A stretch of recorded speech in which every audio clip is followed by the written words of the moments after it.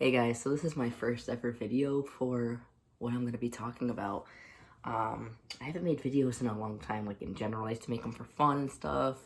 I'm transgender, so I used to make them for my like updates on tea and all that stuff and all that jazz. And but yeah, so I'm not like as used to the camera as I used to be. I'm going to be making a video, obviously you can see in the title, about some of my health issues, some of my struggles and different things.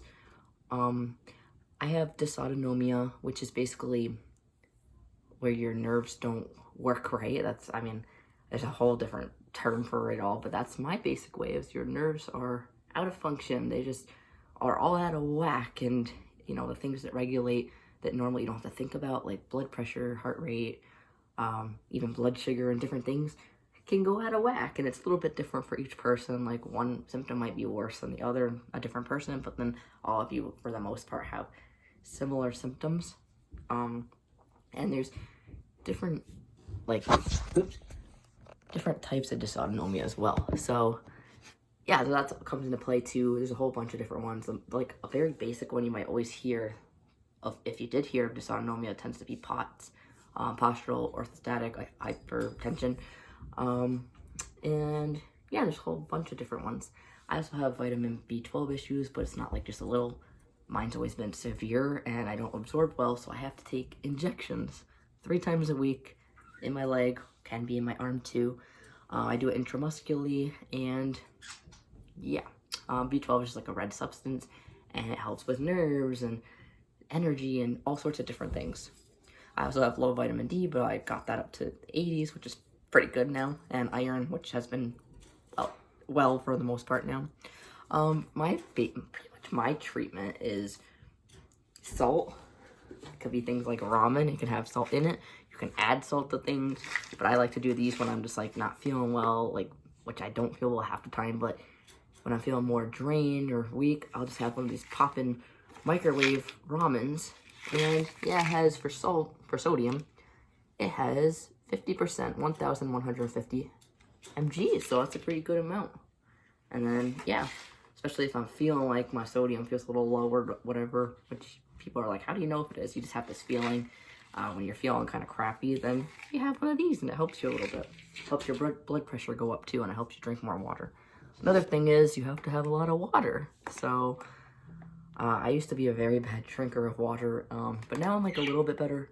I'm definitely not where I should be, but I'm much better than I was. I'm less dehydrated, but I still get dehydrated more easily than other people from what it seems for some reason. So every once in a while I have to go to the ER and get an IV fluid, which sucks, but yeah. Other treatments are, you can do medications. I take Mestinon, which pretty much helps with strength, a little bit of blood pressure, different things. It's made for a different condition, but you can use it for other ones. So my doctor uses it for this. I tried Migerin, whatever you call it, and I didn't like the side effects at all. It just made my blood pressure go too high and make me feel worse. So that works for some people. Some people didn't work for me. I also take folic acid because that works with the B12, but it also can coat nerves, so it's a good thing to take too. I take 2 mg of it. My doctor has me take. And I also take Prozac, which is for anxiety and OCD, which I have, but it also can help a little bit with dysautonomia, I was told. Mine's like a lower dose, it's 20 mg. I didn't want too high of a dose because when I was on 40, it made me too sleepy, especially if I took it in the morning. I take it at night, but yeah, I do 20 mg. It was better than 10. 10 didn't do as much. 20 is a good dose for me, not too high, not too low, Something I also do is I use a cane, and if you look, yes, that's duct tape. I decorated to make it look a little fancy, and had this LGBT, like, a rainbow thing on it, a lanyard thing. Yeah, my fancy cane, because I have some balance issues and neuropathy in my feet, so it just kind of helps me out a little bit when I'm out somewhere, or if I feel a little bit dizzy. Sometimes I get this thing where it's like levels of dizzy. Too dizzy, mildly dizzy, severe, blah, blah. So mildly is where I can still go out, but it helps me to stay a little bit, when I'm feeling sway. If you have dysautonomia, don't remind me of sway, or if you have vertigo or anything like that. Sway, it just kind of helps me, and also just helps with balance. Also helps me tell other people, like, hey, I can't balance. Like, I don't balance horribly, but it's enough where it's like, it makes me feel like I'm gonna trip over people. So this kind of shows people, hey, listen, get out the way. So it's kind of like a little bit of a security blanket for me too, even if I don't need this as much as other people who use canes, you know. And my doctor suggested it, and it's worked ever since. So I like to decorate it just because a lot of young people don't seem to have canes, so it's like, might as well decorate it, make it feel more me. I'm 25, being 25, it kind of feels strange to have a cane because not too many 25-year-olds have a cane. There are some out there, but it's just not compared to as many people who are elderly. So I just, or like who had knee surgery or something, I don't know. So like, sometimes makes me feel a little self-conscious, so that just helps me out, you know. And yeah, there's like so many different things you can do for dysautonomia. There's also PT, where you like physical therapy.